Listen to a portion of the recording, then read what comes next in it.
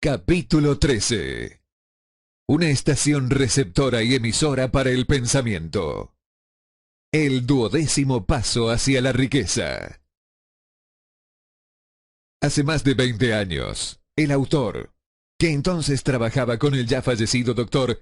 Alexander Graham Bell y con el Dr. Elmer R. Gates, vio que el cerebro humano es tanto una estación receptora como emisora para la vibración del pensamiento. De un modo similar al empleado por el principio de la radiodifusión, todo cerebro humano es capaz de captar las vibraciones de pensamiento que están siendo emitidas por otros cerebros. En conexión con la afirmación antedicha, comparemos y consideremos la descripción de la imaginación creativa, tal y como ha sido planteada en el capítulo sobre la imaginación. La imaginación creativa es el aparato receptor del cerebro que recibe los pensamientos emitidos por los cerebros de los demás. Funciona como la agencia de comunicación entre la mente consciente o razonadora de la persona y las 4 fuentes de las que uno puede recibir estímulos de pensamiento. Cuando se ve estimulada o elevada a un grado más alto de vibración, la mente se hace más receptiva al pensamiento que le llega por medio de fuentes exteriores. Este proceso de elevación surge a través de las emociones positivas o también de las emociones negativas. Las vibraciones del pensamiento se pueden incrementar a través de las emociones. Las vibraciones de una velocidad extremadamente alta son las únicas recogidas y llevadas por el éter de un cerebro al otro. El pensamiento es energía que viaja a una velocidad sumamente alta de vibración. El pensamiento que ha sido modificado o mejorado por cualquiera de las principales emociones vibra a una velocidad mucho mayor que el pensamiento común. Y es este tipo de pensamiento el que pasa de un cerebro al otro, a través de la maquinaria de transmisión del mismo cerebro humano. La emoción del sexo encabeza la lista de las emociones humanas, al menos en cuanto a su intensidad y fuerza impulsora se refiere. El cerebro que ha sido estimulado por la emoción del sexo funciona a mucha más velocidad que cuando esa emoción está inactiva o ausente. El resultado de la canalización del sexo es el aumento del pensamiento hasta un nivel tan alto que la imaginación creativa es muy receptiva a las ideas. Por otro lado, cuando el cerebro trabaja a una velocidad rápida, no solo atrae pensamientos e ideas emitidas por otros cerebros, sino que proporciona a los propios pensamientos ese mismo sentimiento, que es esencial para que el subconsciente intercepte los pensamientos y actúe con ellos. Así, verá que el principio de la transmisión es el factor a través del cual usted mezcla el sentimiento o emoción con sus pensamientos y los pasa a su subconsciente. El subconsciente es la estación emisora del cerebro a través del cual se emiten vibraciones de pensamiento. La imaginación creativa es el aparato receptor por medio del cual se interceptan las energías del pensamiento. Junto con los factores importantes de la mente subconsciente y la facultad de la imaginación creativa, que constituyen los grupos para enviar y recibir mensajes de su maquinaria de transmisión mental, se considera ahora el principio de autosugestión, que es el medio para poner en funcionamiento su estado de transmisión. Las instrucciones descritas en el capítulo sobre la autosugestión le han informado con claridad del método para convertir el deseo en su equivalente monetario. El manejo de su estación radiodifusora mental es un procedimiento relativamente simple. Solo ha de tener en cuenta 3 principios que debe aplicar cada vez que desee utilizar su estación radiodifusora: el subconsciente, la imaginación creativa y la autosugestión. Ya hemos descrito los estímulos por medio de los cuales se ponen en acción estos 3 principios, y debe recordar que el procedimiento empieza con el deseo. Las mayores fuerzas son intangibles. La depresión llevó al mundo al borde del límite del entendimiento de las fuerzas que son intangibles y pasan desapercibidas. A lo largo del tiempo transcurrido, el hombre ha dependido en exceso de los sentidos físicos y ha limitado su conocimiento al de las cosas físicas que podía ver, tocar, pesar y medir. Estamos entrando ahora en la más maravillosa de todas las épocas, que nos enseñará algo de las fuerzas intangibles del mundo que nos rodea. Probablemente lleguemos a aprender, a medida que transitamos por esta época, que el otro yo es mucho más poderoso que el yo físico que vemos reflejado en un espejo. A veces, las personas hablan con liviandad acerca de lo intangible, de las cosas que no pueden percibir a través de sus 5 sentidos. Cuando los oímos hablar, debemos recordar que todos nosotros nos hallamos controlados por fuerzas que son invisibles e intangibles. La humanidad en su totalidad carece del poder para enfrentarse con la fuerza intangible existente en las olas del océano, y mucho menos para controlarla. El hombre no posee la capacidad mínima para comprender la fuerza intangible de la gravedad, que mantiene a este pequeño planeta suspendido en el cosmos, e impide que el hombre se caiga en él, y mucho menos comprende el poder que esa fuerza controla. Nos encontramos sometidos por la fuerza invisible de una tormenta, y nos sentimos igual de impotentes ante la presencia de la fuerza intangible de la electricidad. Pero el hombre ni siquiera sabe qué es la electricidad, de dónde proviene, o cuál es su propósito. Pero esto no representa en absoluto el fin de la ignorancia del hombre en relación con las cosas que no se ven y que son intangibles. Tampoco comprende la fuerza intangible y la inteligencia existente en el suelo de la tierra, la fuerza que le proporcionan los alimentos que ingiere, la ropa que se pone, el dinero que lleva en los bolsillos. La sorprendente historia del cerebro. En último término, aunque no sea lo menos importante, el hombre, a pesar de su cultura y de su educación, comprende muy poco o nada acerca de la fuerza intangible del pensamiento, la mayor de todas las intangibles. Sabe muy poco acerca del cerebro físico y su vasta red de intrincada maquinaria a través de la cual se traslada el poder del pensamiento para convertirse en su equivalente material. Sin embargo, entramos en una época que ofrecerá una nueva luz sobre el tema. Los hombres de ciencia han empezado a dedicar su atención al estudio de ese órgano tan maravilloso que es el cerebro, y, aun cuando todavía se encuentran en la fase de jardín de infancia de sus estudios, han descubierto ya conocimientos suficientes como para saber que el panel central del cerebro humano, el número de líneas que las células cerebrales conectan entre sí, es igual a una unidad seguida por 15 millones de ceros. La cifra es tan enorme, dijo el doctor C. Judson Herrick de la Universidad de Chicago, que las cifras astronómicas que hablan de cientos de millones de años luz se convierten, por comparación, en insignificantes. Se ha determinado que en el córtex cerebral hay entre 10.000 y 14.000 millones de células nerviosas, y sabemos que están dispuestas según una pauta establecida. Tales disposiciones no son casuales, sino ordenadas.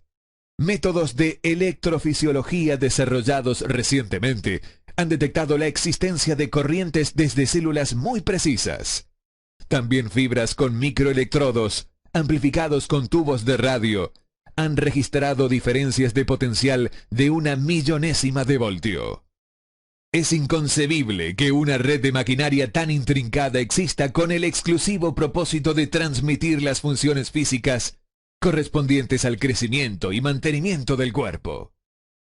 ¿Acaso no parece posible que ese mismo sistema, que da a miles de millones de células cerebrales los medios para comunicarse entre sí, proporcione también los medios de comunicarse con otras fuerzas intangibles?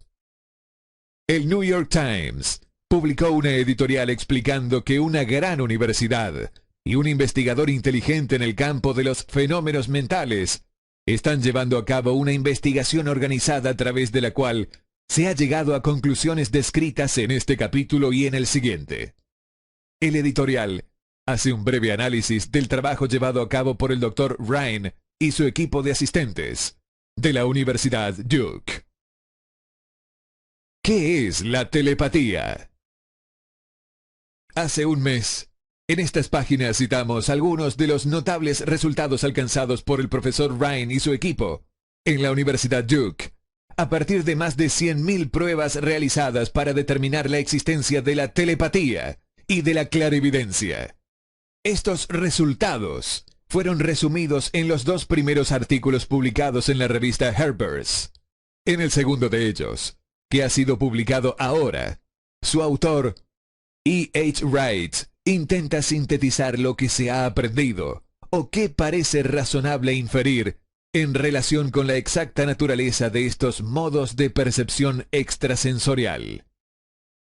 Como resultado de los experimentos del profesor Ryan, algunos científicos ahora creen que es muy probable la existencia de la telepatía y de la clarividencia.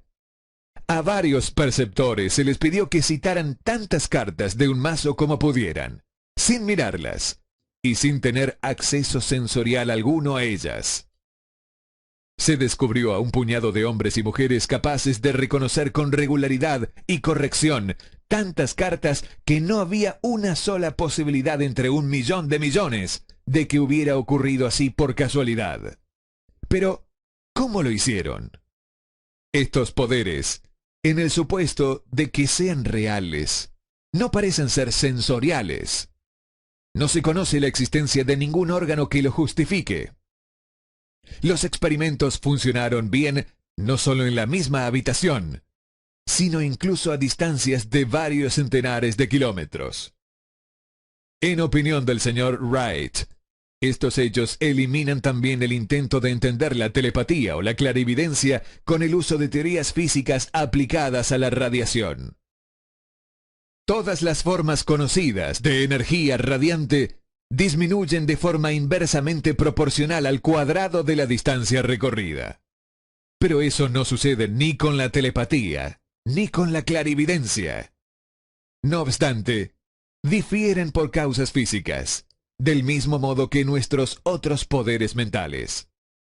En contra de una opinión muy difundida, no mejoran cuando el perceptor se haya dormido o adormecido, sino que, al contrario, aumentan cuanto más despierto y alerta está. Ryan descubrió que un narcótico disminuye el nivel de aciertos de un perceptor, mientras que un estimulante siempre lo aumenta.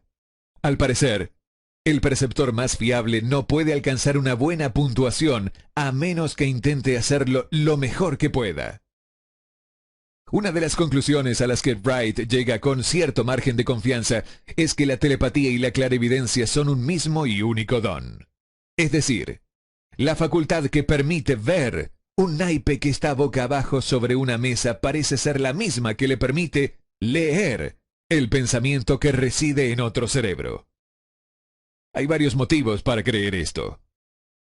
Por el momento, por ejemplo, estos 2 dones se han descubierto en toda persona que disfruta de uno de ellos. En todas esas personas, ambos dones han sido de un vigor igual y casi exacto. Las pantallas, las paredes, las distancias no tienen el menor efecto sobre ninguno de ellos.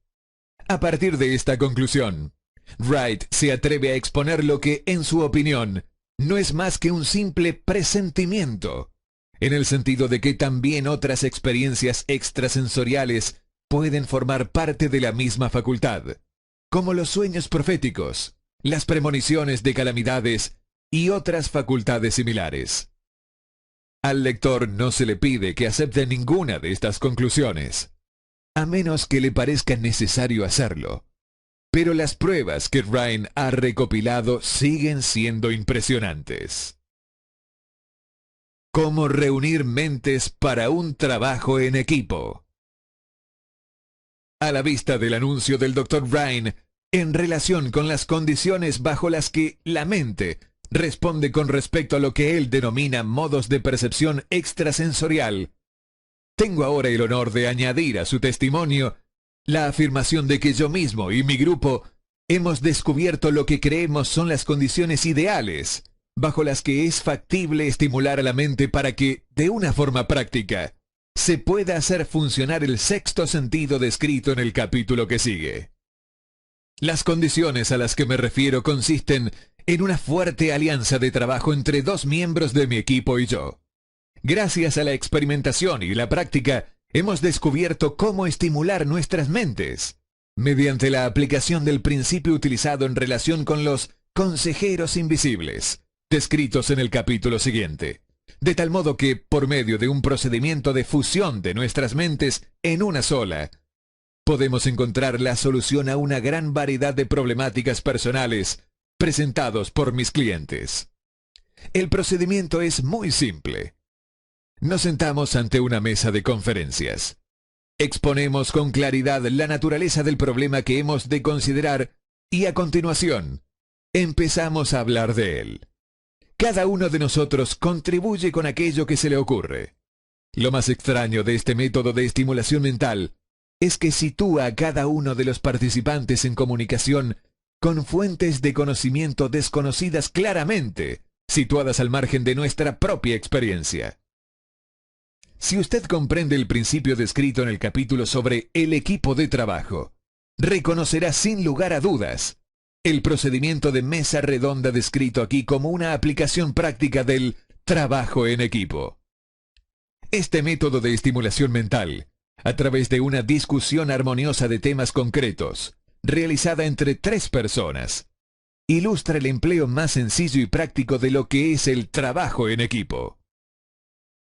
Al adoptar y seguir un plan similar, cualquier estudiante de esta filosofía puede entrar en posesión de la famosa fórmula Carnegie, brevemente descrita en la introducción.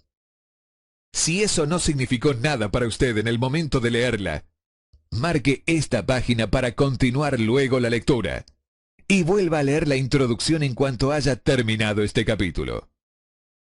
La depresión fue una bendición camuflada. Redujo al mundo entero a un nuevo punto de partida que le da a cada persona una nueva oportunidad.